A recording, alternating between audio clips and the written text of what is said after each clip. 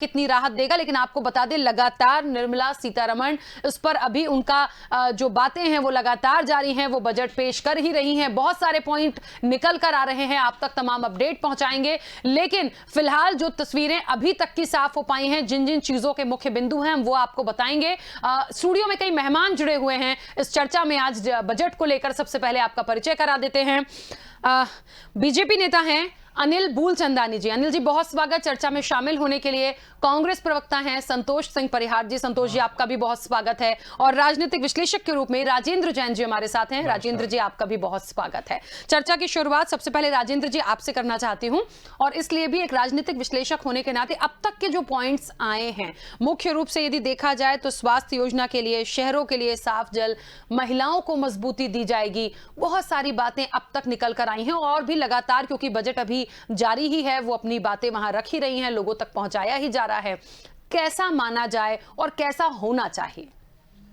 राखी जी, सबसे पहली बात तो यह है कि जो हमारे 1 साल तक पूरी दुनिया के अंदर जो कोरोना काल जो चला था, उस कोरोना काल में हमारे भारत के प्रधानमंत्री जी ने पीएम केयर फंड में पूरे देश के जो हमारे सांसदों का बजट था, उन्होंने पीएम केयर फंड में ले लिया था। मैं सिर्फ ये जानना चाहता हूं, और इस बजट से भी ये पूछना चाहता हूं, केंद्र सरकार से ये जानना चाहता हूं कि जिस तरीके से हमारे देश के सांसदों का जो बजट था वो पीएम केयर फंड में ले लिया, तो वो उस बजट का उपयोग मतलब हमारे देश के गरीबों के लिए कितना किया और कितना नहीं किया। अभी तक उसमें मेरे को इस पूरे बजट में कहीं पे भी पीएम केयर फंड के पैसे का गरीबों के लिए, आम जनता के लिए क्या किया, इसका कोई मेरे पास आया नहीं। दूसरी बात मैं ये कहना चाहता हूँ, अभी हमारी देश की वित्त मंत्री निर्मला सीतारमण जी ने कहा, उन्होंने ये स्वीकार किया है कि भारत के 80 करोड़ लोगों को उन्होंने भोजन कराया। जब 80 करोड़ लोगों को केंद्र सरकार ने भोजन कराया, तो मतलब हाँ, केंद्र सरकार ये मानती है कि हमारे देश में 80 करोड़ लोग गरीब हैं। और कोरोना काल के 1 साल के अंदर जो लोग गरीब हुए हैं, उनकी कोई आमदनी नहीं बढ़ी, उनको कोई रोजगार नहीं मिला, और जितने भी हमारे देश के रईस लोग हैं, उनकी इस कोरोना काल में 1 साल के अंदर 35% उनकी जो है उत्थान उनका हुआ है, उनका बिजनेस बढ़ा है। गरीब आदमी गरीब हुआ है, पैसे वाला हुआ है। तो इस कोरोना काल के अंदर मतलब सरकार ने भी ये माना कि हमारे देश में 80 करोड़ लोग गरीब हैं, जिनको सरकार ने भोजन कराया है ना। सरकार का ऐसा मानना है। तो मेरा ये कहना है कि इनके लिए केंद्र सरकार ने क्या किया। बिल्कुल ठीक बात है। चलिए अनिल जी के पास जाएंगे। अनिल जी, आज के बजट के लिए क्या लगता है, क्या कुछ हो सकता था? अभी तक के पॉइंट्स यदि हम देखें तो क्या वो बिल्कुल ठीक हैं, और आगे क्या हो सकता है? देखिए, बहुत ही बेहतर दिशा में बजट पेश होता जा रहा है। स्वास्थ्य के लिए दिया गया है। इस समय कोरोना वैश्विक महामारी के बाद जिस प्रकार से भारत को आत्मनिर्भर बनाने की बात थी, भारत को मजबूत करने के लिए स्वास्थ्य सेक्टर को पैसा दिया गया है। अभी अन्य चीज़ें आएंगी, महिलाओं के लिए आएंगी, गैस की भी बात आनी है, इनकम टैक्स वाइज भी बहुत सारी चीज़ें आनी है। अभी बजट प्रारंभ हुआ है, अभी प्रारंभिक क्षण है, और अभी तक जो दिया गया है, रेलवे सेक्टर को दिया गया है, बीमा सेक्टर को दिया गया है, किसानों को दिया गया है, किसानों को 1.5 गुनी आय, और फिर उनको श्रमिकों को भी न्यूनतम आय में लिया गया है। जो बजट पेश किया जा रहा है, अभी तो एक विश्लेषण की तरफ पूर्णता से अपन नहीं पहुंच पाएंगे, परंतु अभी तक जो बजट आया है वो आत्मनिर्भर भारत की तरफ बढ़ रहा है। और जिस प्रकार से इस महामारी से भारत निकला है, भारत पूरे विश्व के अंदर अपना मान और सम्मान स्थापित करने में सफल रहा, क्योंकि सबसे पहले इस देश में वैक्सीन आई, और वैक्सीन पड़ोसी देश भी हमसे मांग रहे हैं, और हमने सहायता भी की। जिस नजरिए से भारत को देखा जाता है कि सबकी मदद करने वाला देश है, और हम लोगों की जो सहिष्णुता है उसको देखते हुए भारत ने अड़ोस पड़ोस के सभी देशों को बिना जाति संप्रदाय इत्यादि को देखते हुए अपने विरोधियों को भी दवाइयां उपलब्ध कराई हैं। और उसके बावजूद कोरोना वैश्विक महामारी से निकलने के बाद जिस प्रकार से भारत प्रगति कर रहा है, आत्मनिर्भर भारत बन रहा है, उसके बावजूद जो बजट आ रहा है वो बजट बहुत अच्छा आ रहा है। अभी और विश्लेषण जारी रहेगा। बिल्कुल। संतोष जी, अभी तक के जो पॉइंट्स निकल कर आए हैं और बजट देखिए, इसका इंतजार बहुत समय से था और इसलिए भी सबसे ज्यादा क्योंकि कोरोना काल के बाद बहुत सारी सभी लोगों की नजरें मुझे लगता है इस पर थी कि क्या चीजें आएंगी। आर्थिक रूप से भी बहुत लोग टूटे थे, बहुत स्थितियां गड़बड़ाई थी, लेकिन अब वैक्सीन आ गई, उस चीज से हम धीरे धीरे बाहर निकल रहे हैं। तो अब विकास की बात भी होनी है और जो बजट आएगा उससे बहुत सारी चीजों का, बहुत सारे सेक्टर्स का निर्धारण होता है कि वो कैसे वर्कआउट करेंगे। तो क्या लगता है अभी तक जितनी बातें सामने आई हैं वो ठीक हैं या कुछ और इंप्लीमेंट हो सकता है और क्या किया जाना चाहिए? देखिए राखी जी, जो अभी बजट आया है लोक लुभावना बजट है, इसके अंदर उसकी चर्चा ही नहीं करी गई। जो वाकई में जो सबसे, आप स्वास्थ्य की अपन बात करें, पूरे देश के अंदर सारे प्राइवेट अस्पतालों में लूट मची हुई है, कोई इस पे ध्यान नहीं दे रहा है। आपदा को अवसर में बनाया जा रहा है और निश्चित तौर पे मैं बोलूँगा कि हमारे यहाँ जो स्वास्थ्य पे जो है बहुत विशेष ध्यान देना चाहिए। यहीं भोपाल के अंदर आपने देखा होगा, पूरे प्रदेश में जो है सारे प्राइवेट अस्पतालों ने जो है खुली लूट करी। पूरे कोरोना के जितने भी जो वो हैं, जितने भी जगह हैं, सब जगह मनमाने तरीके से पैसे लिए। मेरा ये ऐसा मानना है कि सरकार को क्या है कि सरकारी अस्पतालों की तरफ, गांव की तरफ ये विशेष ध्यान देना। ये पैकेज जो है ये खाने के लिए पैकेज नहीं होना चाहिए, ये लोगों को मूलभूत सुविधाएं जो है उनके पास पहुँचे। क्योंकि बजट तो पहले भी माननीय प्रधानमंत्री ने घोषणा करी 2,20 लाख करोड़, क्या हुआ उसका? पूरे बैंकों में मैं बता दूं राखी जी, सबके जितने भी कर्ज थे उनने क्या करा कि जो उसका ड्यूरेशन में जो है, जो उसके जो ब्याज था, ब्याज का एक खाता खोल दिया, खाते पे ब्याज चल रहा है, ब्याज पे ब्याज चल रहा है। तो उससे तो व्यापारी, छोटा व्यापारी तो वो डूबता जा रहा है। अभी राजन जैन जी ने बहुत अच्छी बात करी कि केवल ये जो है 2, 4, 5 लोगों के लिए बजट है, जिनकी जेबें भरी जा रही हैं, जिनके अंदर पूरा जो है पूरा पैसा। आप ये बताइए ना, पूरा देश 80 करोड़, हमारे देश का एक दुर्भाग्य है कि 80 करोड़ लोगों को खाना खिलाया। और अच्छा, एक बात, एक छोटे बीच में इंटरप्ट कर रही हूँ संतोष जी, छोटा सा इंटरप्ट कर रही हूँ बीच में, उसका जवाब चाहिए था। स्वास्थ्य बजट के लिए 2,38,000 करोड़ रुपए मंजूर किए गए हैं अभी, और योजनाओं के लिए 64,180 करोड़ की बात है। तो यदि हम ये नहीं कह सकते कि सरकार स्वास्थ्य के लिए नहीं सोच रही है, ये जो बजट निर्धारित किया गया है, मतलब कुछ तो काम होगा उस पर। देखिए राखी जी, निश्चित तौर पे कुछ तो काम होगा। इस पैसे का जो मेरा मेन मुद्दा था, जो आपको बताना चाह रहा था, इस पैसे का दुरुपयोग नहीं होना चाहिए, इस पैसे का सदुपयोग होना चाहिए। आप हमारे देश का वित्त मंत्री वहां से करीब 80 करोड़ लोगों को हमने भोजन कराया, मतलब हमारे देश में 80 करोड़ गरीब है। तो कितने बड़े दुर्भाग्य की बात है। इसको अस्पतालों के इंफ्रास्ट्रक्चर में खर्च करना चाहिए, लोगों को मूलभूत सुविधाएं पहुंचा। अभी तो आप जाइए अस्पताल में, जिसको कोरोना हो रहा है 15 लाख का पर्चा दे दे प्राइवेट अस्पताल वाले, कायदे में फ्री इलाज होना चाहिए। कहाँ हो रहा है? शासन सब्सिडी अलग लेते हैं, यहाँ पे लूटते हैं। तो स्वास्थ्य पे जो है विशेष ध्यान देके गांव-गांव में जो है अस्पताल की योजना खुलवाना चाहिए, सरकारी डॉक्टरों की ज़्यादा वो होना चाहिए। हमारी जो नर्सें जो जिन्होंने कोरोना काल में मेहनत करी, उनकी तनख्वाह तक तो मिली नहीं है। आप उससे ज़्यादा दुर्भाग्यपूर्ण क्या बात है? डॉक्टरों को सब पे विशेष ध्यान देके राखी जी, बजट लोक लुभावना बजट है, जनता को उसका लाभ होना चाहिए। ऐसा लाभ होता अभी तक दिखा नहीं है। पूर्व में भी घोषणा करी गई थी कि हमने ये सुविधा दे दी छोटे व्यापारियों को। कई व्यापारी तो आज की स्थिति में ब्याज भी नहीं भर पा रहे हैं। एक ब्याज का अलग से खाता खोल दिया, उन्होंने कहा साहब आपका 50 लाख की लिमिट है, या आपका जो है हमने 10 लाख का ब्याज का खाता खोल दिया। तो 50 तो भर ही रहे हैं, 10 लाख ब्याज पे ब्याज भर रहे हैं और भुगत रहे हैं। आप पता करिएगा, तो बहुत बुरी पोजीशन है। आत्मनिर्भर बनने के लिए सबका ध्यान देना चाहिए। ये केवल बड़े बड़े उद्योगपतियों का नहीं ध्यान देके केवल छोटे व्यापारियों पे ध्यान देना चाहिए। कई छोटे व्यापारी तो बेचारे एकदम ख़त्म हो गए, ख़त्म की स्थिति में, उस पर ध्यान देना चाहिए। अभी उसके अंदर बता रहे हैं, तो ये ओपन करिए ना, कहाँ कहाँ क्या देंगे। तो अभी आगे ये मतलब बजट ऐसा निराशाजनक बजट है, ज़्यादा इसमें जो है जब तक पूरा वो नहीं हो, नहीं बताया नहीं जा सकता। मतलब बिल्कुल ठीक है। देखिए, लगातार चीजें तो निकल कर आ रही हैं और बहुत सारी बातें और आनी अभी बाकी हैं, क्योंकि लगातार उनका जो बातें हैं, जो वो बजट के लिए बता रही हैं, रख रही हैं बजट में क्या है। तो पूरा बजट जब तक पूरा नहीं हो जाता तब तक कुछ नहीं कहा जा सकता। लेकिन अब तक के लगातार जो अपडेट हम आपको देते जा रहे हैं, जो अपडेट आप तक पहुंचा रहे हैं, अभी तक की जो बातें आई हैं, उसमें निश्चित तौर पर बहुत सारी चीजों को अलग रखकर देखा गया है। चाहे साफ जल की योजना की बात कर ली जाए, स्वास्थ्य की बात कर ली जाए, पुरानी कारों को स्वैप करेंगे यानी कहीं ना कहीं प्रदूषण मुक्त बनाना है, उससे भी जोड़कर देखा जा रहा है। तो बहुत सारी चीजें, आम जनता तक भी ये बात धीरे धीरे पहुंचेगी, उनके लिए भी कुछ चीजें होंगी। टैक्सेस की बात अभी निश्चित तौर पर होनी है, तो उसका अपडेट भी आप तक लगातार पहुंचाएंगे। राजेंद्र जी, एक बात जो संतोष जी ने यहां पर उठाई है, जितना मैं समझ पा रही हूं, कि हम यदि एक उदाहरण के तौर पर स्वास्थ्य का ही बजट लें, मान लीजिए 2,38,000 करोड़ का बजट पारित होता है या मंजूर होता है, तो उस बजट में कितनी चीजों को कवर अप किया जाएगा, वो कैसे होंगी, वो कहां तक पहुंचेगा?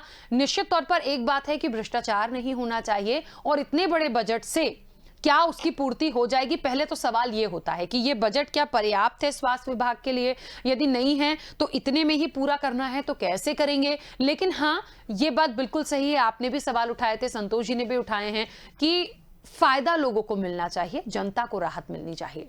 राखी जी, देखिए, कोरोना काल में केंद्र सरकार ने 5 बार मिनी बजट दिया। मिनी बजट देने के बाद में पता ही चला कि आम लोगों तक, कारोबारियों तक वो बजट और पैसा नहीं पहुंच पाया। 5 बार मिनी बजट देने के बाद भी उन कारोबारियों के लिए पैसा नहीं पहुंच पाया। उसका पैसा वहीं लैप्स हो गया, सरकार के पास ही रहा, आम लोगों तक वो योजना ही नहीं पहुंच पाई, क्योंकि कोरोना काल हमारे देश में चल रहा था।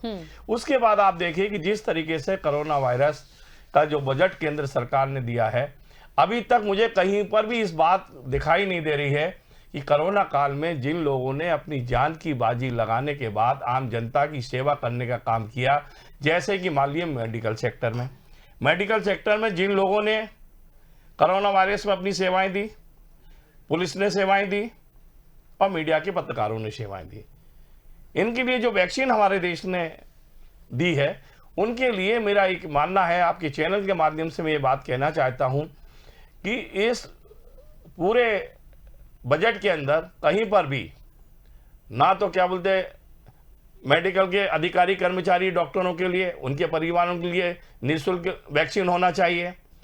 पुलिस परिवारों ने जिस तरीके से पुलिस के जवानों ने अपनी जान दे दी, मध्य प्रदेश के अंदर भी देखने में आया, महाराष्ट्र में सबसे ज़्यादा, अगर पूरे हिंदुस्तान में अगर देखा जाए तो सबसे ज़्यादा कोरोना काल में अगर मृत्यु किसी की सबसे ज़्यादा कोरोना में अगर ग्रसित पाए गए हैं तो पुलिस के जवान, पुलिस के अफसर सबसे ज़्यादा महाराष्ट्र में पाए गए हैं।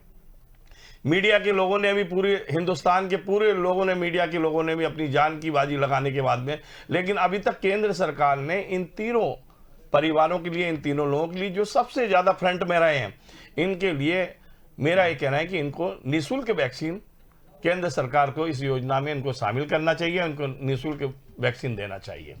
जिस तरीके से दूसरी बात जो आज हमारी चल रही है कि जिस तरीके से बजट में सीतारमन जी ने कहा कि केंद्र सरकार किसानों के लिए जो है इतना सब कुछ, जो उनकी फसल खरीदेगी, इतना करेगी, ये करेगी, वो करेगी। मैं इस आपके चैनल के माध्यम से कहना चाहता हूं कि जिस तरीके से आज प्रधानमंत्री जी को मैं सुबह जब सुन रहा था, उन्होंने कहा था कि सिर्फ किसान और सरकार के बीच में एक कॉल की दूरी बची है, एक कॉल की दूरी बची। मैं पूछना चाहता हूं, क्या हमारे देश के अंदर जो किसान हैं, उनकी ज़मीन है, वो फसल पैदा करते हैं, हमारे देश के अन्नदाता हैं। केंद्र सरकार और आम जनता इस बात को मानती है कि हमने उनके लिए जो कानून बनाया है, उनसे पूछा नहीं गया, उनको विश्वास में नहीं लिया गया। और जिन लोगों ने एसी में बैठ के कानून बनाया, ना वो किसान हैं, ना वो खेती करते हैं, ना वो फसल बेचते हैं, ना उसके बारे में ना वो कोई योग्यता रखते हैं। बड़ा दुर्भाग्य है हमारे देश का कि जिनके हितों के लिए केंद्र सरकार कहती है कि जो हम कानून बना रहे हैं उसमें किसानों के लिए बहुत उपयोगी सिद्ध होगा। अरे मेरे भाई, सबसे पहले उन किसानों से उनकी राय तो ली जाती, उनको विश्वास में तो लिया जाता। आज हमारे देश के प्रधानमंत्री कह रहे हैं एक कॉल की जरूरत है। अरे आप किसानों का स्वागत कीजिए, उनको बुलाइए और अपने कानून के बारे में समझाइए। जिस तरीके से अभी सुप्रीम कोर्ट ने उनसे कहा कि 1.5 साल और 2 साल के लिए इस कानून को हम रोक दिया जाएगा, उसके बाद रोको मत, आप तो सीधा इस कानून को रद्द करो, किसानों को विश्वास में लो और उसके बाद में जो भी परिवर्तन करने के बाद में उनको बताइए कि आपके हित में क्या हो सकता है। क्या ऐसा तो नहीं कि चंद उद्योगपति अब उनकी नजर जो है हमारी देश की जमीन के ऊपर हो गई हो। बिल्कुल। और मल्टीनेशनल कंपनियां वहां पर जाएंगी और अपने तरीके से फसल उगाएगी और किसान गरीब कर्जे में तो आज लदे ही हुआ है। पता चला जमीन भी उसके पास कोई और जाएगा, वो चौकीदार बन के रह जाएगा और उसका लाभ जो है दूसरे लोग उठाएंगे। ठीक। तो मैं सिर्फ ये बजट में ये जानना चाहता हूं। और युवाओं के लिए तो रोजगार का कहीं भी सपना भी नजर आ रहा है।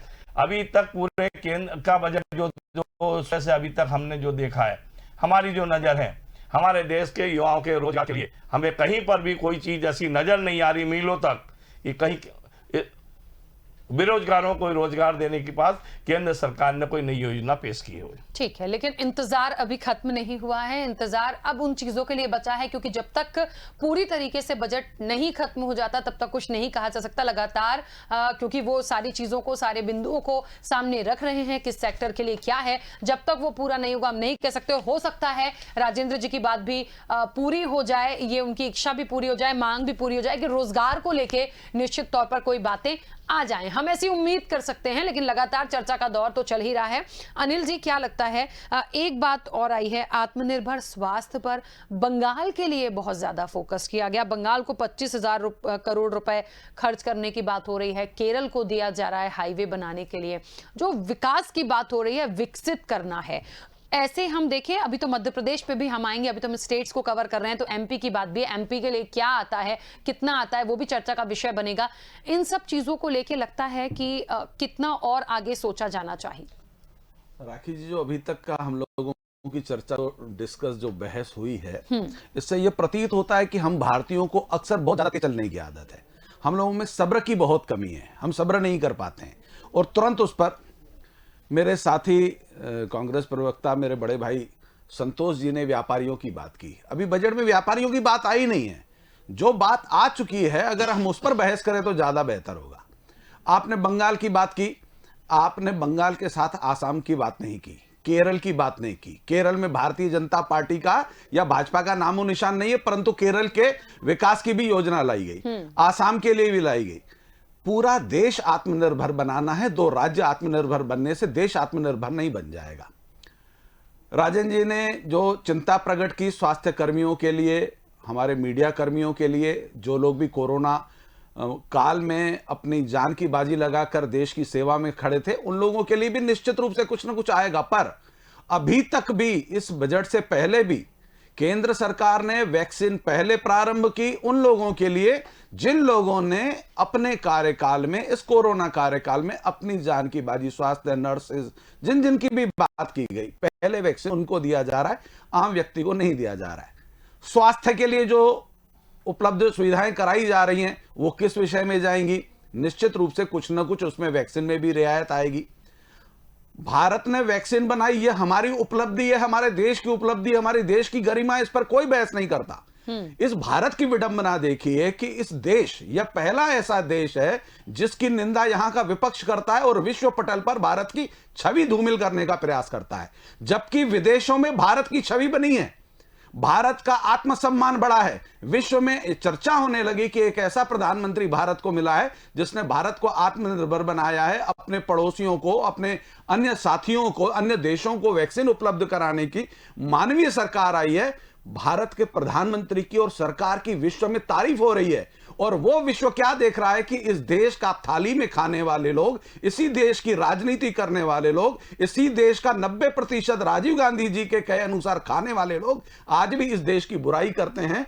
और क्या 60 साल तक तो इनकी सरकार थी, भारतीय जनता पार्टी की सरकार तो टोटल 10 साल नहीं थी। 60 साल तक जो 100 रुपए चलता था, 90 रुपए विकास में लगा, वो 90 रुपए चोरी करने वाले लोग उस 90 रुपए की बात नहीं करते हैं। अगर ईमानदारी से कांग्रेस की सरकार ने, जो राजीव गांधी ने 100 रुपए भेजे थे, वो लगे होते तो आज भारत में बेरोजगारी नहीं होती, आज किसान इतना दरिद्र नहीं होता। परंतु किसान के हित की बात करने वाली, आप अभी तक की भी जो योजनाएं आई हैं, अभी जो बजट आया है, उसमें किसानों के लिए दिया गया, श्रमिकों को भी आत्मनिर्भर बनाने की कोशिश की गई। परंतु विपक्ष का काम है, सरकार कुछ भी अच्छा करे उसमें से त्रुटि निकालना, उसमें गंदगी निकालना, उसको करना और देश की छवि खराब करना। बहुत अच्छा बजट है। अब क्योंकि हम एक विश्लेषण के लिए बैठे हैं तो विश्लेषण में बहस होना चाहिए। बहस क्या करना है कि सत्ताधारी पक्ष अपनी बात रखेगा, विपक्ष का विषय उसको काटना, उसमें कुछ ना कुछ टीका टोटी करना, नहीं तो बहस पूरी नहीं हो पाएगी। पर अगर भारत के एक आत्मनिर्भर भारत की रचना आप देखेंगे, देशवासियों के नजरिए से आप देखेंगे तो अभी तक का बजट अभी आना बाकी है। हाँ। छोटे व्यापारियों के लिए देश चिंतित है, भारत चिंतित है। मैं भी मानता हूं कि कोरोना काल में व्यापारियों को बड़ी क्षति का सामना करना पड़ा। बैंक ने ब्याज के ऊपर ब्याज लगाया है, 6 महीने 8 महीने की किस्तों में केवल रियायत दी थी, उसमें सरकार को कुछ करना चाहिए। हमने भी अपनी सरकारों से निवेदन करते हैं, ऐसा नहीं कि हम लोगों की तरफ से कुछ प्रयास होता है कि भारतीय जनता पार्टी की सरकार राज्य में है, केंद्र में है, लोगों के समान है, हम भी आत्मसम्मान के साथ खड़े हो सकें कि हमारी सरकार बेहतर काम कर रही है, मानवता का काम कर रही है। और यह बजट मुझे मानना है कि शाम तक जो पूरा बजट आएगा उसमें सबको संतुष्टि मिलेगी, चाहे सत्ता हो, चाहे विपक्ष हो, चाहे हमारे मीडिया कर्मियों, पूरा देश आत्मसम्मान के साथ शाम तक आपको खड़ा मिलेगा। बिल्कुल सही है और ऐसा होना भी चाहिए। एक बात है, क्योंकि देखिए अभी तक पूरा बजट तो आया नहीं है, लेकिन जो पॉइंट्स निकल कर आ रहे हैं उसी पर चर्चा हो रही है। और क्या हो सकता है, क्या होना चाहिए, वो हम अपनी बात यहां पर रख रहे हैं। क्या होगा ये तो पूरी तरह से जब आएगा तब पता चलेगा, लेकिन हाँ, एक विश्वास जो अनिल जी दिला रहे हैं कि जो भी होगा सभी वर्गों को संतुष्ट करने वाला होगा। संतोष जी, आपके नजरिए से कहां पर थोड़ी सी कमी लग रही है और किन चीजों को शामिल किया जा सकता, मतलब किस पर फोकस्ड हो? अब वो नहीं होगा कि होगा, वो तो देखिए जब जैसे जैसे पूरा बजट आएगा पता चलेगा, पर कुछ ऐसे पॉइंट्स जिन पर वर्कआउट करना था सरकार को, या वो पहली प्राथमिकता थे इस बार के बजट के कोरोना के बाद? देखिए क्या है राखी जी, बहुत अच्छा सवाल करा आपने, बहुत सही समय पे। असल में सबसे पहले जो है स्वास्थ्य तो हमारे देश में मूल समस्या है ही। इसके निदान के लिए जो बजट आया है, मैंने उसके उपयोग की बात करी। उपयोग की बात इसलिए करी कि ये जो बजट आया है इसका आगे कैसे, अभी पूर्व में जो जितनी भी जो है प्रधानमंत्री ने कोरोना काल में जो घोषणाएं करी थी, उस घोषणा से जनता का क्या हुआ उसके बारे में जनता को कुछ नहीं मालूम। इन्होंने जो है व्यापारियों के बारे में बोला था कि हम इनको इतनी रियायत दे रहे हैं, रियायत कुछ नहीं दी राखी जी। आप पता कर लीजिएगा, पूरे जितने व्यापारी हैं जो उनकी ब्याज की जो किस्तें थी, वो किस्तों को उन्होंने जोड़ के 10 महीने का उसका एक अलग से अकाउंट खोल दिया। वो अकाउंट्स में लोग ब्याज भर रहे हैं, ब्याज काम चल नहीं रहा है लेकिन ब्याज पे ब्याज चले जा रहा है। स्वास्थ्य की अपन बात करें, स्वास्थ्य के अंदर इतने सारे पैसे खर्चे होने के बाद लोग क्यों घर से पैसे दे के जो है इलाज करा रहे हैं? आप पता करिएगा हर अस्पतालों में कहाँ फ्री इलाज हो रहा है, कहाँ सब्सिडी मिल रही है, सरकारी अस्पतालों में का, और पूरे आप प्राइवेट अस्पतालों की लिस्ट वो करेंगे तो सबसे ज़्यादा जो है उनको सब्सिडी दे रहे हैं, सरकार दे रही है। तो हमारा ये हमारे मित्र जो बोल रहे हैं, हमारा ये कहना है कि जनता के सही उसमें जो है उपयोग में आने वाला होना चाहिए। हमारी दूसरी जो सबसे बड़ी जो समस्या है पूरे देश के अंदर, 2 करोड़ लोग हर साल बेरोजगार हो रहे हैं राखी जी, बहुत मूल वो है, ये जनता का दर्द है। इसके अंदर जो है ना, शासन को क्या सरकार करेगी, क्या उसके लिए योजना है, उसके अभी आने वाले समय में मालूम पड़ेगा। क्योंकि जो बेरोजगारी हो रही है, एमबीए का पढ़ा हुआ बच्चा चौकीदार नौकरी नहीं मिल रही सरकारी, प्राइवेट में है, लेकिन संतोष जी ये समस्या तो देखिए पता है बहुत समय से है। ये मैं अभी की बात नहीं करूंगी, मैं ये नहीं कहूंगी कि भारतीय जनता पार्टी की वजह से हो रहा है या कांग्रेस की सरकार से हो रहा है, लेकिन ये समस्या शुरू से लगातार बनी है। आपने बहुत सही बोला आप ये, लेकिन चलिए ये समस्या बहुत पहले से, आप ये आंकड़ा करिए कि 10 साल से जब से सरकार है भारतीय जनता पार्टी की, इसके बाद से तेजी से क्यों बेरोजगारी बढ़ रही है, इसके बारे में सोचना तो पड़ेगा। चर्चा करने के लिए बैठे हैं तो एक अच्छे मन से चर्चा करें कि आने वाले, आप ये बताइए इस कोरोना काल के अंदर, बहुत मुख्य बात कर रहा हूँ, ऐसी कौन सी आपदा आ गई थी देश के अंदर कि आपने श्रम कानून बदल दिया, 8 घंटे की जगह 12 घंटे कर दिया? क्या मतलब, क्या आप देश के अंदर क्या साबित करना चाह रहे हो भैया? ऐसी कौन सी आपदा पड़ी थी कि आपने जो है ये किसानों से बिना पूछे आपने उनके ऊपर कानून ला दिया? आप वो बात कर रहे हैं तो आप कह रहे हो देशद्रोही है, आप वो खालिस्तानी है। अरे शर्म करो, क्या उत्तर प्रदेश में गाजीपुर में जो कार्यक्रम चल रहा है खालिस्तानी है? ये तो आपस में हमको बांटने की कोशिश कर रहे हैं। ये बड़ा गंदा मतलब एक अनुभव है पूरे देश के अंदर कि 26 जनवरी के दिन आपके समय डिबेट में चर्चा हुई थी, आप ही से मैंने कहा था कि देखिए राखी जी, भीड़ में कोई भी आ सकता है, कोई भी, किसने तिरंगा झंडा किसने फहराया वहां पे झंडा, उसके खिलाफ क्या हुआ, करिए ना कार्रवाई जिसने तिरंगे का अपमान करा। चलिए तो देखिए देशभक्त। अच्छा संतोष जी, कृषि पर फोकस करने की बात हो रही है, कृषि पर पूरी तरह से फोकस किया जाएगा इस बजट में। क्या लगता है कि कुछ ऐसी बातें निकल कर आ सकती हैं जिसकी वजह से ये आंदोलन ही खत्म हो जाए, ऐसा भी हो सकता है? देखिए राखी जी, हम तो एक जो है सकारात्मक सोच वाले पूरे देश के अंदर, क्योंकि किसानों का भला हो जाएगा, पूरे देश का भला हो जाएगा। किसान डरा हुआ इसलिए है कि जो विदेशों में जो है पूरे मार्ट के अंदर किसान, क्या वहां पे जो विकसित देश है वहां किसानों की क्या हालत है देखिए आप। आपके भारतीय जनता पार्टी की सुषमा स्वराज जी की क्लिपिंग अभी चलाई है, उनने पूरी भावना बताई थी। आपके जेटली जी ने पूरी भावना, क्या अरुण जेटली जी गलत थे, क्या सुषमा स्वराज जी गलत थे, और क्या ये चंद दिनों के आए हुए ये लोग जो ये सही हो गए, बिना चर्चा करे, बिना बात करे आपने उसको थोप रहे हो किसानों पे। ये बेहद जो है निंदनीय वो है, और किसानों के लिए तो कोई सोच नहीं है राखी जी, केवल शोषण के, केवल उसके कुछ नहीं है। और ये आने वाले समय देखिए अपनी बात हाँ अनिल जी बिल्कुल आप ही के पास आ रही हूँ, क्योंकि आप बहुत देर से कुछ कहना चाह रहे हैं। राजेंद्र जी आ रही हूँ आपके पास भी, लेकिन एक बात है, अपनी बात रखने का सबको अधिकार है। बजट कैसा होगा, कैसा होना चाहिए, बजट जो तय करता है, जो बना रहा है, उन्होंने भी बहुत कुछ सोचा होगा, देश के लिए सोचा होगा, लोगों के लिए सोचा होगा। अब हर व्यक्ति को तो संतुष्ट नहीं किया जा सकता, लेकिन हाँ कोशिश ये की जाती है कि जो भी चीजें रखी जाएं उससे लोगों को फायदा हो, और उसका जो बजट का जो अमाउंट होता है उसका इंप्लीमेंटेशन जो प्रॉपर जाता है वो सही होना चाहिए। अनिल जी अपनी बात रखिएगा। मेरे साथी संतोष जी ने कहा कि क्लिपिंग चलाइए, किसकी क्लिपिंग चलाने के लिए बोले? जेटली जी की और हमारी सुषमा जी की। उस समय सरकार किसकी थी? कांग्रेस की सरकार थी।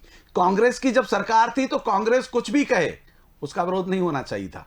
कांग्रेस जो नीतियां आज इस किसान के हित की बात कर रही है, किसानों का सम्मान इस देश में अनादिकाल से रहा है। इस सरकार ने नहीं, अन्नदाता का सम्मान। हम छोटे थे, बाल्यावस्था में हमें पढ़ाया जाता था भारत एक कृषि प्रधान देश है, पहली लाइन ये पढ़ी जाती थी, तब से हम इस देश के अन्नदाता का सम्मान करते हैं। परंतु अन्नदाता के कंधे पर बंदूक रखाकर सीपीआई सीपीएम कांग्रेस अपनी राजनीति करेगी, और उस भीड़ के अंदर जितने अपने दरिंदे डालकर झंडा और भारत का सम्मान खंडित करने का कांग्रेस ने षड्यंत्र रचा, इस षड्यंत्र की बू आ रही थी। हम प्रारंभ से कह रहे थे अन्नदाता तो वो था जिसको तिरंगे का अपमान बर्दाश्त नहीं हुआ और उसने आंदोलन से अपनी वापसी की। कांग्रेस इस बजट में किसान की बात ना करे, इस बजट की बात करे। आज भारत की यह दुर्दशा 60 साल तक कांग्रेस के सत्ता के कारण है। अगर कांग्रेस ने यह सब बेहतर किया होता तो बेहतर के ऊपर, कांग्रेस इतने खड्डे खोद गई थी इस देश के लिए कि भारत के प्रधानमंत्री को उन खड्डों को भरने में आज तक का समय लग रहा है।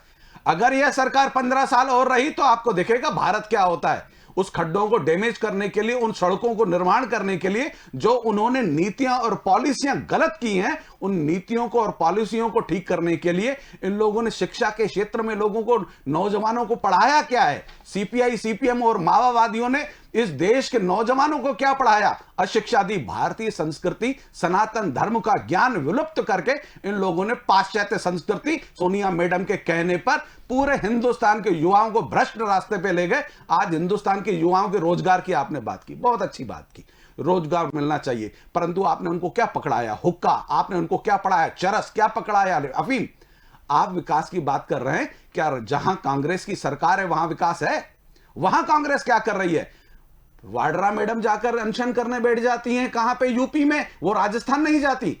गंदी राजनीति से जब तक भारतीय राजनीति के लोग, मैं लोग कह रहा हूं, किसी पार्टी का नाम नहीं ले रहा हूं, जब तक राजनीति के अंदर स्वच्छता नहीं होगी, इस प्रकार के षड्यंत्रकारी लोग बाहर नहीं आएंगे जो भारत के सम्मान की बात नहीं करेंगे, तब तक यह भारत इस देश का खाकर इस देश की थाली में छेद करने वाले अपराधियों को, देश का प्रधानमंत्री तो सुरक्षा कर रहा है बाहर के देशों से, लेकिन इस देश के अंदर जो पल रहे हैं और पनप रहे हैं, देश का खाकर देश की बुराई करते हैं, उनसे निपटने के लिए इस समाज को आगे आना पड़ेगा। और ऐसे लोगों को जिनने 60 साल तक सत्ता चलाई और भारत को तबाह किया, आज वो भारत के ऊपर उंगली उठाते हैं, भारत को बदनाम करने का षड्यंत्र करते हैं। उनको अस्तित्व, उनकी राजनीतिक अस्तित्व जब तक खत्म नहीं होगा या उनकी सोच नहीं बदलेगी, राष्ट्रीयता के साथ आना पड़ेगा। हिंदुस्तान में जाति पाति को लड़ाने का काम कांग्रेस ने किया है। अभी भी किसानों के कंधे पर बंदूक रखकर पीछे से फंडिंग कौन कर रहा है? पूरा देश जान चुका है।